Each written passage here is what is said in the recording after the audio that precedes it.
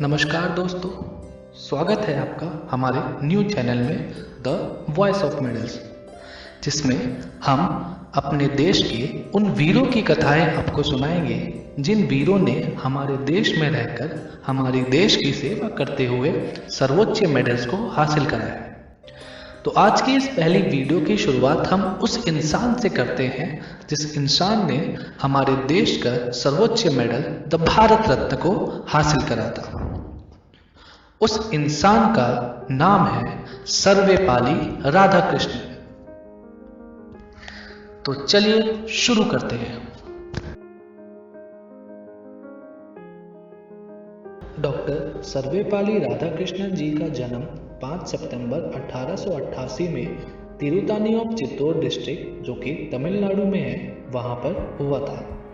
उनके पिताजी का नाम सर्वपल्ली वीरस्वामी तथा माताजी का नाम सर्वपल्ली सीता था। प्यार से उन्हें सीता अम्मा के नाम से भी पुकारा करते थे। राधाकृष्णन जी एक मिडिल क्लास फैमिली से बिलोंग करते थे।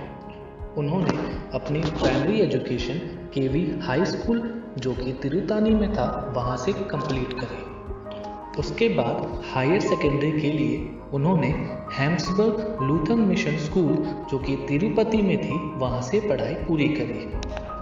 स्कूल खत्म होने के बाद उन्होंने 17 साल की एज में ही मद्रास क्रिश्चियन कॉलेज ज्वाइन कर लिया।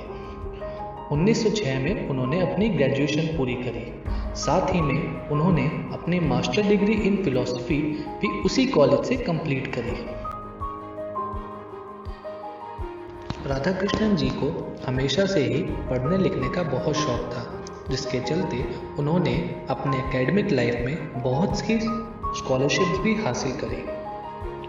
राधाकृष्णन जी की शादी मात्र 16 साल की उम्र में ही हो गई थी, क्योंकि उनके परिवार की सारी जिम्मेदारी उन पर आ गई थी।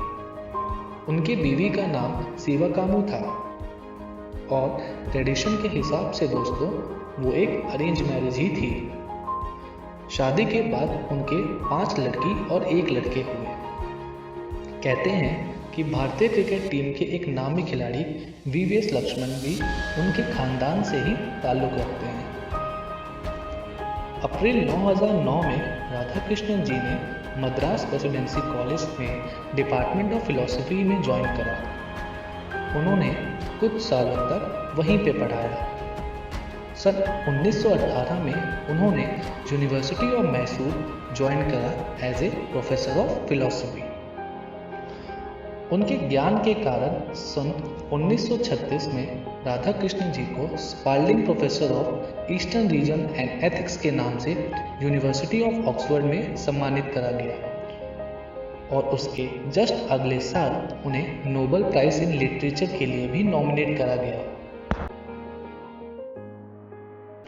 सन 1939 में मदन मोहन मालवीय जी ने उनको बनारस हिंदू यूनिवर्सिटी में एज ए वाइस चांसलर के पद में सम्मानित करा और वो वहाँ जनवरी 1948 तक एज ए वाइस चांसलर के पद पर ही रहे।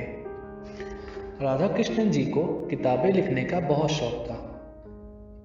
फिलॉसफी के क्षेत्र में भारत में आज जितना भी आगे बढ़ा है, उनका सबसे ज़्यादा श्रेय राधाकृष्णन जी को ही जाता है और पूरा वर्ल्ड उनके इस चीज़ की प्रशंसा करता है। राधाकृष्णन जी ने अपना पॉलिटिकल करियर अपने सक्सेसफुल एकेडमिक करियर होने के बाद शुरू करने का फैसला करा।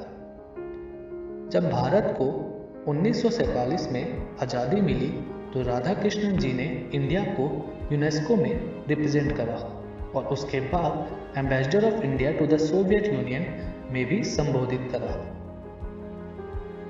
उनके इसी ज्ञान और सम्मान के चलते उनको कॉन्स्टिट्यूशन असेंबली ऑफ इंडिया के लिए भी चुन लिया गया और उसके कुछ समय बाद 1952 में उनको first vice president of India बना दिया गया। सन 1962 में उनको सेकेंड प्रेसिडेंट ऑफ इंडिया के पद से संबोधित किया गया।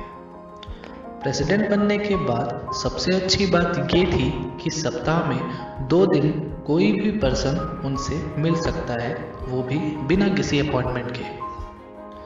प्रेसिडेंट बनने के बाद भारत के वो सबसे ऐसे पहले व्यक्ति थे जो हेलीकॉप्टर से व्हाइट हाउस पहुंचे थे। उनके वापस आने के बाद देश के बहुत से प्रोफेसर्स और पॉलिटिकल पार्टीज के लोगों ने उनकी बहुत प्रशंसा करी थी।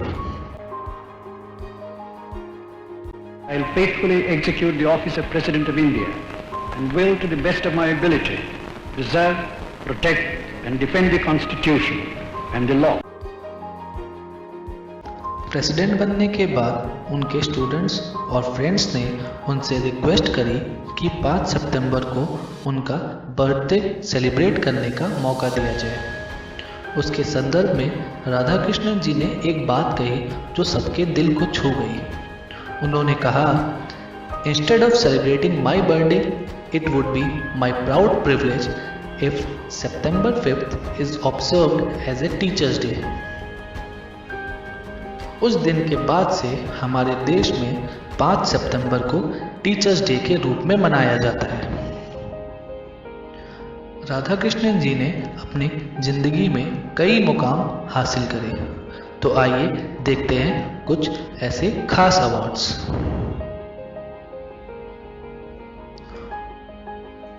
The Bharat Ratna, the highest civilian award in India. 1962 Institution of Teachers Day in India. 1963 the British Order of Merit. 1975 the Templeton Prize, a few months before his death. 1989 Institution of Radhakrishnan Scholarship by Oxford University in the memory of Radhakrishnan. 17 अप्रैल 1975 में एक लंबी बीमारी के बाद उनका देहांत हो गया। शिक्षा के क्षेत्र में उनके इस योगदान को हमेशा से ही सहारा गया है और आशा करते हैं कि आगे भी सहारा जाएगा। My whole attempt in my pretty long life, in my writings, speeches and works was to promote the unity of the world on the basis of mind and spirit.